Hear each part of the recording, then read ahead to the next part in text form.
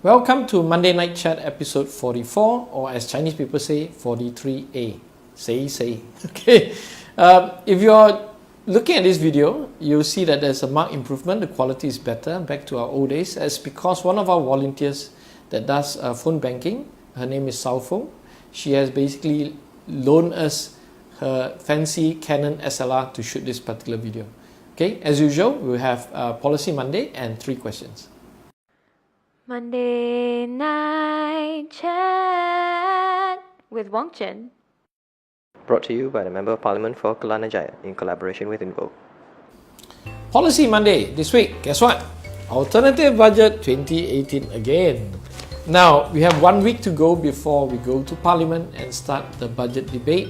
The most important time you have to remember is 25th October is when Pakatan launches the budget. This one. Yeah? And on the 27th, on Friday, Najib will launch his budget. Don't pay attention to that. You don't want to. Anyway, so last week we talked about the fiscal element, which is expenditure, and the previous week was revenue. This week, this budget, let me just explain to you. It's actually in 3 parts. Yeah, this budget that we prepared, because it's an election year, we have to prepare election so-called Economic Manifesto Budget as well, right? So there are a lot of economic policies in here, and in the economic policies here, we try to divide it into 3 separate categories, right? So when we broadly talk about economic policies, we are talking about fiscal policy, which is to do with government finances. We also talk about monetary policy, which is basically the job of Bank Negara, and then the last element are broad economic policies. And in those broad economic policies, we got another 3 separate segments. One is on socio-economics, one is on industry, one is on trade matters, and also minor issues that we want to raise like China. Yeah. Now, for this alternative budget, we'll talk quickly on all these 3 broad topics. First one, fiscal policy. We are going to focus on how to reduce the Prime Minister's budget. That is an important fiscal policy. We also want to reduce our dependency on oil and gas. We also talk about devolution of some power and sharing of some wealth with the state governments, so that some of this tax revenue go back to them. Yeah, not a lot, just some. Yeah, but that would at least set the phase for full practical federal practice or federalism in Malaysia. Okay. Now, when we come to the other segment on monetary policy, the most important thing for us is to ask Bank Negara to focus on household debt level, which has gone up to about 95%, some say even 98% of GDP. So that needs to be tackled immediately. If we come to power, that is going to be priority number 1, to bring down the household debt. And we can intervene by way of monetary policy by setting interest rate adjustments, or we can also intervene by saying, by reducing excise duties on cars, and also to control and eradicate corruption in the housing sector, therefore bringing down prices overall. Yeah. The other sector on monetary policy that we want to focus on is really about cryptocurrency, this new thing, that is very, very disruptive. We are proposing regulations of some sort regarding the exchanges, but cryptocurrency is a whole new topic. I think I would like to run that after the budget, an entire policy Monday on that. Yeah. But we are quite comfortable, but the important message we want to send is we are forward-looking. Lastly, on monetary policy is to give full power to the Bank Negara Monetary Policy Committee to set the interest rate without interference from the Cabinet. Currently, under Bank Negara Act, the Cabinet have a final say. So whatever the Monetary Policy Committee recommends, Najib can say, no, I don't want that.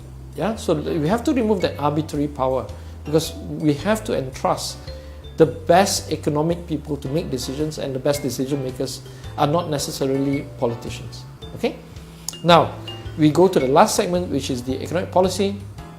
Pakatan Harapan, as I said, has divided it into 3 separate issues. One on socio-economics, one on industry, and the last one on trade and trade-related matters. Yeah. So the first one I'll just like to quickly brief is really the empowerment of women. It's a primary focus in our policy for socio-economics.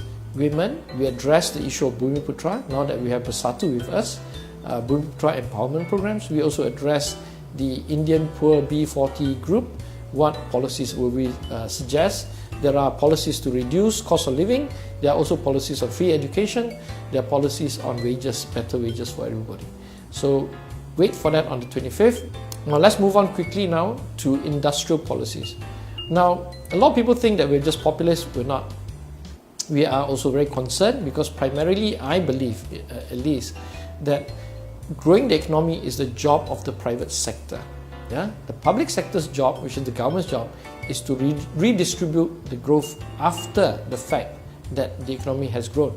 So we have to have an industrialization policy that promotes local entrepreneurs and businessmen to invest more in Malaysia, to be more productive, more innovative. Yeah? And then when they make the money, they are required to pay their appropriate tax level. Don't cheat, pay it to us. We will take that money and redistribute back to the poor and also the middle class to ensure that the country grows together. Yeah? So our industrialization policy is quite unique. We focus primarily on Taiwan, South Korea, Japan, what you call the Asian miracle countries, and see how do they do it. Yeah? So again, read up for that on the 25th. Now let me just quickly go, because I think this is getting a bit long, but let me just go into the next sector, which is the final sector on the issue regarding trade and also China. And one more sector, which is the fourth industrial revolution. Let me just touch on China. I think it is very important to note that as a future government, a potential government, if we win GE14, we will be the government. As a potential government, we have to commit to the idea of honoring agreements. I know Najib has gone and signed a lot of silly agreements with the Chinese. The terms are unknown. They're giving away our ports. They're giving away our railway system. All those are strategic concerns. Power generation. Now, if we come to power, we have to honor these agreements, whether you like it or not. There are bond issues related. There are also issues about sovereign reputation at risk. Yeah, there are rating agency issues. So we have to honor these agreements. But if we come to power, there are two things we must do. One is to publicize openly, complete transparency, all the terms of the agreement, so that everybody can come in and have a look. If you are a civil engineer and you feel the numbers are wrong, let us know. We're going to give you the numbers to run. If you're an economist concerned about agriculture development policies, let us know your feedback. Yeah? We will also do a cost-benefit study. Again, all the findings will be made public. If we find any of these terms to be unconscionable, yeah, obscenely wrong, we will ask the Chinese government through their GLCs to come to the negotiation table and talk properly. We will honor, but we will not be taken for a ride at the detriment of the entire country, because these agreements last 20 years, 30 years, has repercussion up to 50 years. Yeah, if we take on this debt. Going forward, we will engage China further, but we will need China to be a partner rather than a contractor or a lender. That is not the structure we want. If China believes these projects are good for Malaysia and good for China, be a partner. Come in on board in equity terms. Don't just become a contractor and don't just give us a loan. Yeah. Lastly, fourth industrial revolution. We are very forward-looking.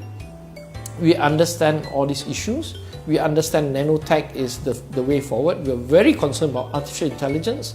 We need to now look into the Norwegian model to prepare ourselves, where there's a potential in the year 2050 that there will be mass unemployment. Close to 30% of people will be unemployed. There will be dramatic upheavals. So we have to now prepare to ensure that our workers are unique, creative, and can get new jobs and can reinvent themselves constantly. We're facing a completely new world coming, and as a responsible future government, we have to engage the future, whether it's dystopian or whether it's full of hope, we're not certain, but we have to prepare and change the structure of our society in the event of the fourth industrial revolution. Okay, so that's basically it. I think I've spoken a bit too much. The alternative budget, prepare for that on the 25th. Okay, Q&A this week. We've got a mix of questions. The first one is a bit international. Well, basically it's a US question. Harvey Weinstein and the issue about the abuse of power and, raping, molesting, pressuring women in the Hollywood environment as a producer, a powerful producer. Well, good that the women have spoken out, and this is really late because it's already 2017. It's about time that we look at all the systemic abuses of power, and this relates to Malaysia as well in terms of any power position needs to be addressed, whether it's a politician, a corporate leader, or in the case of Harvey Weinstein, a powerful movie producer. Women need to stand up more, men need to change and correct their culture, and also to make this more available for lawsuits to take place, and also for shaming through the internet. I mean, that's the great thing. I was just talking to my wife about this issue, and I think we both agree that the internet has allowed people power of social media to shame, when in the old days all these scandals or molestation and all this could be hidden but with collusion of the prime media. Yeah. Okay. Next question.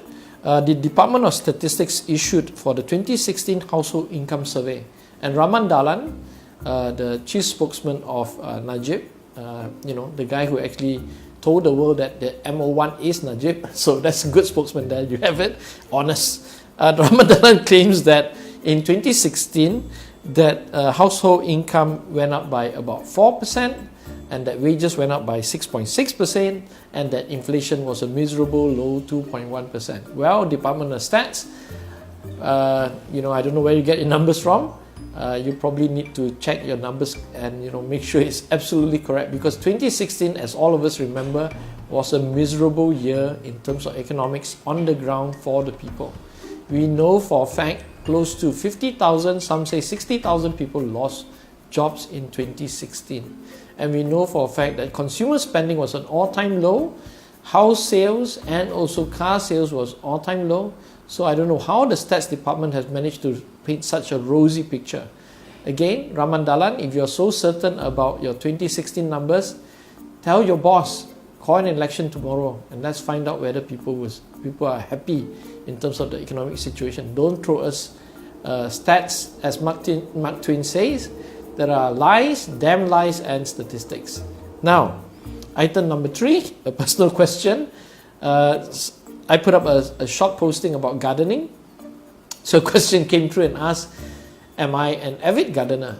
No. Once every 3 years I do a bit of gardening. I'm not a gardener at all. This whole gardening episode was because I went to Nepal last year for a conference, and I decided to climb a small hill, and coming down from the hills I decided to buy an iconic Nepalese item called a kikuri knife. It's basically the Nepalese Gurkha knife. And because I've had a knife for quite some time, then I saw this tree which was leaning too much into my roof and basically screwing up the gutter system. I decided to cut this tiny tree down. So I took out my knife and started cutting, and it felt manly, I suppose.